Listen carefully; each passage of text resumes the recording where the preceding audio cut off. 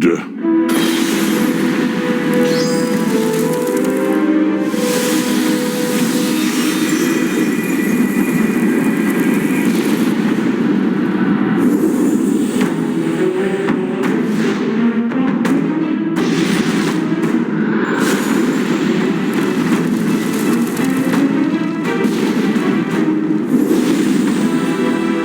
Your destruction shall be my greatest pleasure!